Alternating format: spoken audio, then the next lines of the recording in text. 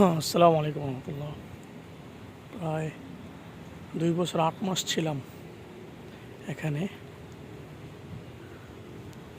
2 বছর 8 মাসের স্মৃতি বিজড়িত এলাকা। মালয়েশিয়াতে আসার 6 মাস হবে সম্ভবত। 6 মাস পর থেকে এখানে ছিলাম। কোভিডের সময়টা খুব, যখন পুরো মালয়েশিয়া নিস্তব্ধ ছিল, সেই মুহূর্তে এখানে ছিলাম।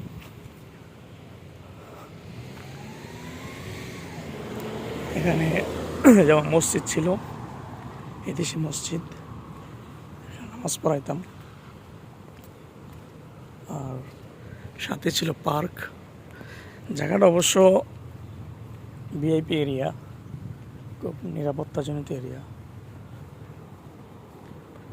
কিন্তু বাঙালি তেমন ছিল না। একা একা থাকতাম। বাঙালি তেমন ছিল না বললেই চলে।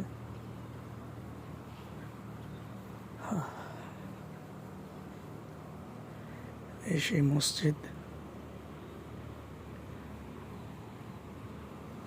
মসজিদের বিশাল বড় এরিয়া ছিল। আম গাছ, আম পেড়ে খেতাম। এখানে একটা সফেদা ফল ছিল, ওইটা কেটে ফেলছে।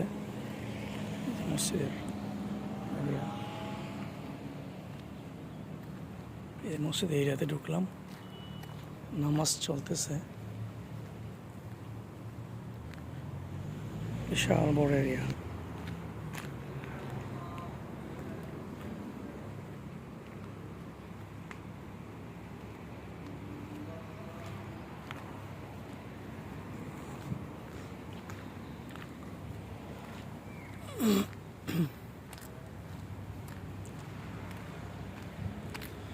মসজিদের এরিয়াটা অনেক বড়। অনেক ফল গাছ ছিল। এই কাঁঠাল গাছগুলো আমি, আমার এক মুসল্লি ছিল, দুজনে মিলে আমরা ইয়ে করছিলাম। কাঁঠাল গাছ আরও ছিল, কেটে ফেলছে মনে হয়। লেমন গ্রাস এগুলো লাগাইছিলাম এখানে, কাঁঠাল গাছ।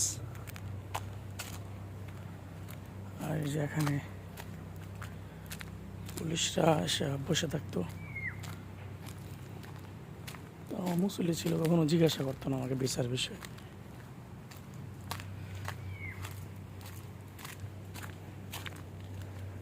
এখানে এক মুসল্লি ছিল, সে আগুন লাগাইতো এই যে কলা গাছগুলো, এখান থেকে কলা খাইতাম। নারিকেল গাছ, অনেক নারিকেল গাছ ছিল, অনেক নারিকেল গাছ। নারিকেল এখন শত শত নারিকেল গাছে, খাওয়ার কেউ নেই। আমি নারিকেল বোতলে ভরে পানি খেতাম। এই ডুরিয়ান গাছটা আমি নিজে লাগাইছি।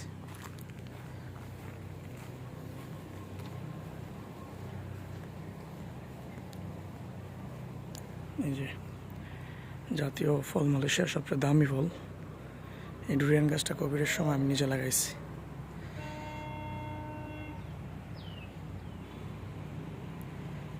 এটা আমার রুম ছিল,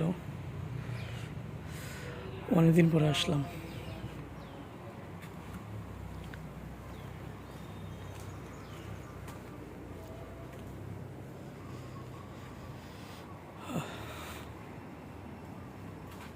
এটা অনেক সুন্দর। এই যে নারিকেল, যে বিলম্ব গাছ ওই যে সামনে এটা, আর এই যে কলমি গাছ, এগুলো আমি প্রায় 3-4 বছর আগে লাগাইছিলাম। কাইটা ফালা দিয়েছে, আবার হয়েছে, এখন ওইটা ইয়েটা হয়ে গেছে।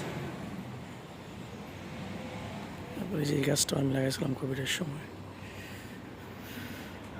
সবই স্মৃতি। জায়গাটা অবশ্য অনেক সুন্দর। পুরাটা এরিয়াতে আমি একা থাকতাম।